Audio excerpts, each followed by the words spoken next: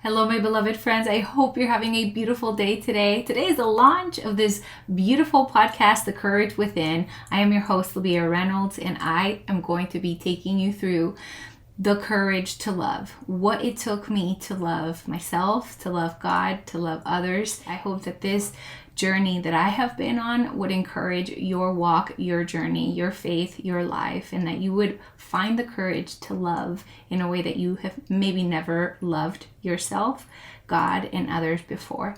This is my story of how I had the courage to love. Welcome to this podcast. I am so excited to be with you today. It is an honor to be before you, and thank you so much for letting me in your space. I know that this is such an intimate moment. You are going on a run, you are going on a walk, perhaps you are in the car with your kiddos. Whatever it is that you're doing, friend, thank you so much for the honor of getting to be a part of your life today. I don't take that lightly, and I have prayed over myself and over this podcast so that I would guide you as best as I can. Know that I am just a person, and I have many flaws, and I don't have it all together. But what I do have is the courage to share the parts of me that are still in progress, in hopes that you would find yourself feeling normal within the journey of the human experience. So here we go. My first real encounter with love happened when I read the Bible out of Matthew, reading the account of what Jesus went through on the cross for me. I had been all kinds of things in my past. I had been an atheist. I had been a cultural Catholic, trying to figure out who the heck and Bob I was and how to actually take care of myself. I had so many different coping skills that were awful. There were self-hatred things that I did to myself to overcome all the hard emotions that I was feeling. I would cut myself. I had bulimia. Didn't know how to get out of this state of self-hatred.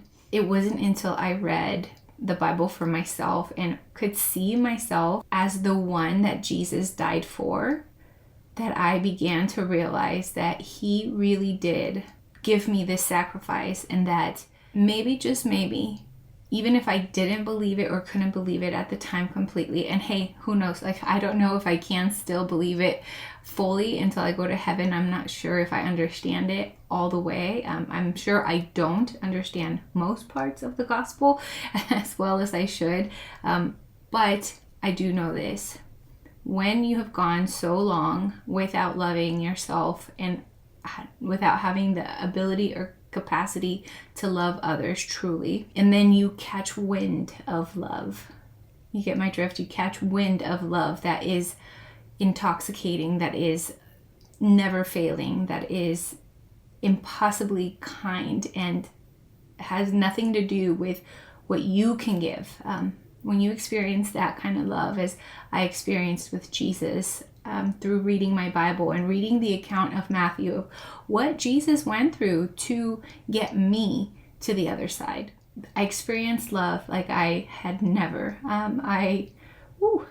In the second episode of this podcast titled The Courage to Heal, I talk about my testimony and what things I have overcome in order to have the courage to be the person that I am now. So if you want to go back and listen to that episode, you're more than welcome to. That way you can kind of understand where I'm coming from.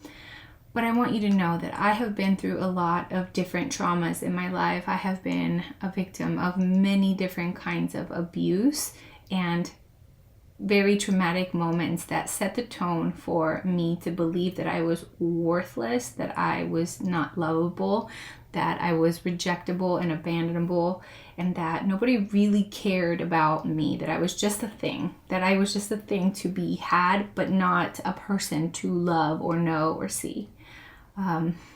When I found the love of Jesus, I felt insanely excited because for the first time in my life, I could be loved in a way that I couldn't reciprocate that back. Like I couldn't pay Jesus back for what he did for me. I could try, but I definitely can't really, I can't really pay Jesus back for what he did on the cross for me. but I can receive it with faith and joy and gratitude. Oh my, do I have gratitude for what Jesus has done for me. I don't know if any of you out there watch The Chosen. The Chosen is an amazing show that depicts the Gospels in the Bible, and they do such a phenomenal job of portraying the reality of what it was like with Jesus and the disciples. And there is a character called Mary Magdalene, which is also obviously a person who lived in Jesus's time, a woman to be precise, that was a prostitute in her past life and had so many demons in her, and nobody could help her. She was out of the realm of being helped. She was overlooked by everyone and felt like she had no hope for her future. But then Jesus came and he changed everything for her. And I feel like her in many, many ways. I feel like I had such shameful past that I didn't see how someone could really know the real me and love me, right? So if someone couldn't really know the real me and love me, then how could I love me? And when I started digging my teeth into the Bible and seeing what God had to say about me, it was like, I felt like it was like this ginormous love letter. Oh, I'm getting chills just thinking back on how the Lord really got a hold of me. Like, God went above and beyond. Like, you know how when you have a new like crush or like someone and they like go all out and they start getting you the flowers and the this and the that and the that, like I felt like the Lord courted me like in the most beautiful way of like a father and daughter. He gave me something that I had craved my entire life, the feeling of being cherished. I felt compelled to love him because he loved me first. And it wasn't a love out of, oh, I love you because you do this for me, or I will love you when you ... It was, I love you now, I've loved you always, and I will love you forever. And oh my gosh, that began changing me. It didn't happen overnight, definitely did not happen overnight. But I had a sense of well-being that I have never had before. I had a sense of courage and worth and value that I had never experienced before. And it was all due to just believing, starting to believe and think and ponder upon the fact that, yes, maybe I had gone through all this trauma in my past. Maybe I was ashamed of the things that I had done in response to all the things that were done to me. You know, there was so much unforgiveness and resentment and bitterness built in my heart. I was so jaded with love and I hurt so badly. My heart was full of so much hurt. My heart was full of so much hurt that I dared not go to it because I felt like if I did, that I would never come back from my pain and that I would maybe try to commit suicide or that I would do something crazy because of the pain or the hurt. And Jesus taught me there's a different way. You in God can handle all of your really hard feelings. And I started going to him with my broken heart, with all of the wounds of the past and the wounds of people betraying my trust. And he started healing me in a way that I never thought possible. He started giving me direction of how to start receiving his love. And from that power, extending that love to myself in ways that were very tiny and practical. My love journey with myself, to be honest with you, started with my skincare. I know that's crazy, y'all, but it started with me committing to myself. Oh, no. That was the habit, okay? But the decision that I made when I had my daughter Madeline almost 13 years ago. And when I had her, 2 years after she was born, I gave my life to Jesus. So she was 2. And when I was, all these things that I'm telling you about love and like how God loved me, he showed me if I continued to walk the way that I was walking, my daughter was going to walk the way that I was walking, not the way that I would talk to her. She would do what I did, not what I said. So I vowed to myself to never speak ill about me ever again. I literally was like, God, help me to never put myself down in front of my daughter or in front of myself. And that was a commitment that I made with the Lord, and I have kept that. Yes, there have been times when, like in hard moments, in pressing moments, the self-critical part of me still comes out and says things to myself like, oh my gosh, you're so stupid, or oh, why did you do that? I still have a bit of self-criticism, but for the most part, like me actually speaking ill like I used to over my body or my looks or myself, I stopped that. I asked God to zip my mouth because I did not want that example to go on to my daughters. I wanted them to hear me speaking life over my life and over them. I didn't experience that as a child of having people encourage me. So I began to encourage myself with God's word. And then out of that love, I started being able to be encouraging to myself.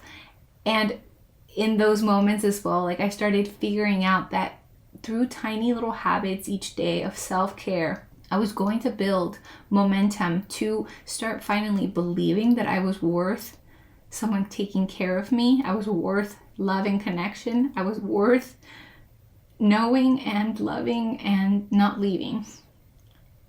And my skincare became sort of like this thing that I made a commitment with myself to. That, you know what? No matter what, at the end of the day, you're going to take care of your skin for 5 to 10 minutes, and this is going to be a time for you to show up for yourself.